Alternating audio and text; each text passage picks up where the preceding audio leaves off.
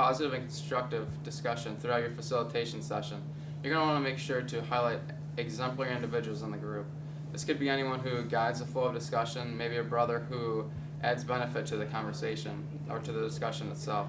This is very important in positively reinforcing those individuals so that other brothers within the group and within the facilitation session will be encouraged to speak up and to discuss.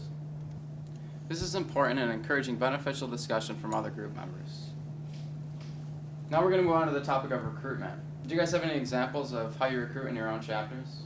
Well, I know we always have this big party too. It's awesome. We just right away, like a block away from the dorms, one of our brothers has a house there. We just throw a huge party. We find we get a lot of guys come out. It's fun. We're just, having a great time and really get to meet these cool guys. Just come out, drink a few beers. Oh, it's awesome. We really get a lot of guys. I think the majority of our guys come through that party right there.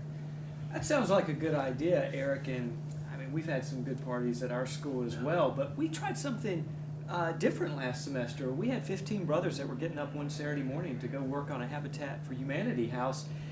And we decided if we're getting up, why don't we invite a couple of our recruits to come out as well. We had 5 recruits come out and join us. We spent a couple of hours out at the house, and we really had a good time. And we talked about it afterwards, and it really gave them an opportunity to see that we do other things other than just partying on Friday and Saturday nights, and that we're involved in the community. And we think it made a good impression on them. That's an excellent point, Chris. Thank you very much. And does anyone else have anything to add to what Chris was saying, any way to recruit through our values? That was a very, very important point. Like I said, I just want to thank you, Chris. Does anyone have anything else to add? In any discussion, brothers, it's not going to be uncommon for arguments to ensue amongst your group. The important thing for you to do is to understand what's more of a personal argument and what's a functional argument. An example is you're talking about community service. Hey BJ, what type of community service things do you do at your chapter? Oh, we've got some great ones. Last week we did a voter registration drive, registered like 150 people to vote. Community service, that sounds pretty lame. What'd you say? I said we'd never do that shit at state. You wouldn't do that shit at stake. That's why you got 30 members and we're sitting on 250. Yeah, but we get girls like every night. You would get girls every night, like the fat ones. I've seen All what right, comes brothers, out of there. brothers.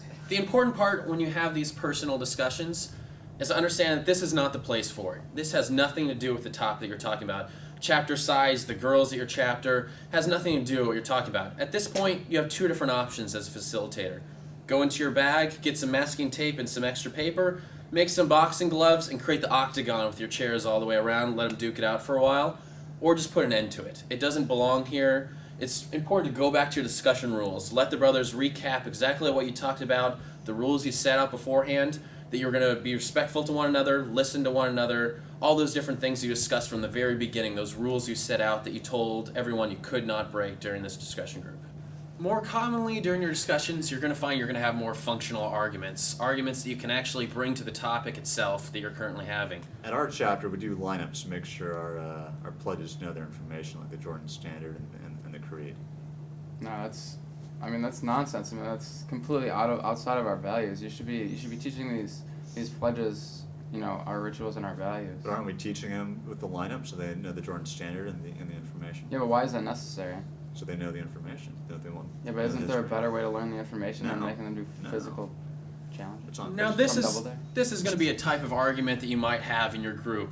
The important thing is this is a great opportunity to take this argument between the 2 brothers and make it a group discussion. Kind of get everyone's opinion. Let's talk and hear what everyone's sides are, what they think is a good idea. Sometimes you might have an argument like this that it is a good argument, but maybe it doesn't belong necessarily in the discussion you're talking about. That's a good place to go back to your parking lot that you put in there, put it aside, let brothers know, hey, this is an important argument. Obviously they're arguing about it.